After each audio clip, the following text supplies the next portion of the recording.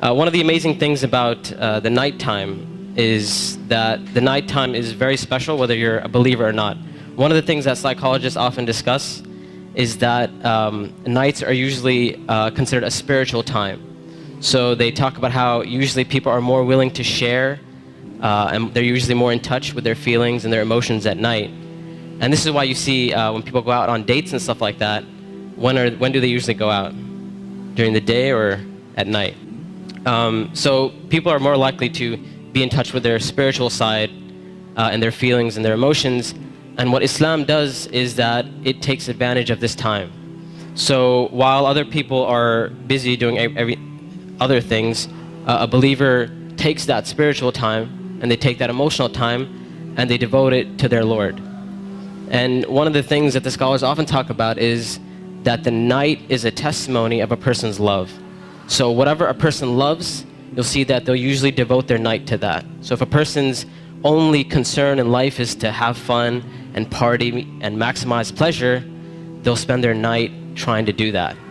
If a person's concern is their afterlife and their love for Allah, then they'll spend their night in concern about their akhirah.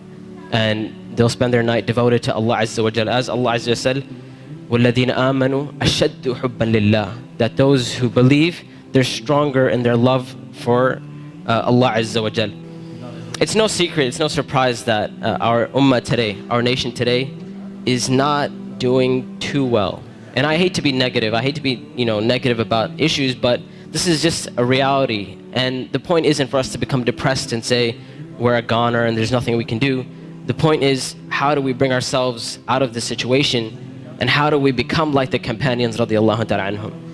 And this is why one of the things that is often said by the classical scholars and even scholars of our time is that if we want to rectify this ummah, if we really, really care about this ummah, we really want to change this ummah, then we will not be able to do it except that which changed the beginning of this ummah.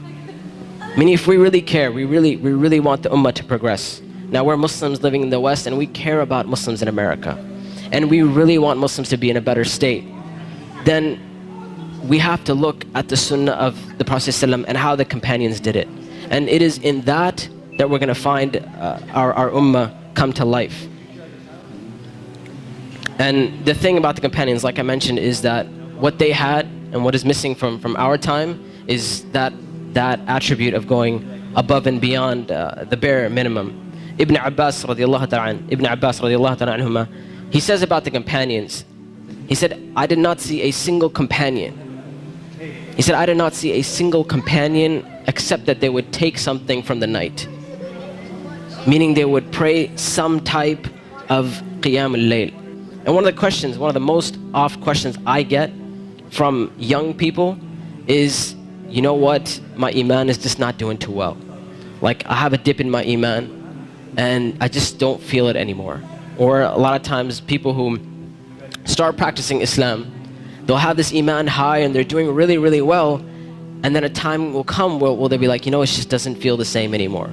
Or a lot of times reverts and converts will say, when I first became Muslim, it was the most amazing experience of my life, and I want that back. I want that experience back. And one of the first questions I ask these people is, how is your connection with Allah? How is your qiyam al-layl?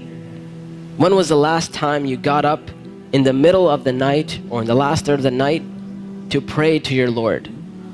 And if the answer usually is, well, I don't really do that. I just try to do my 5 daily prayers. I'm just happy if I can get that in.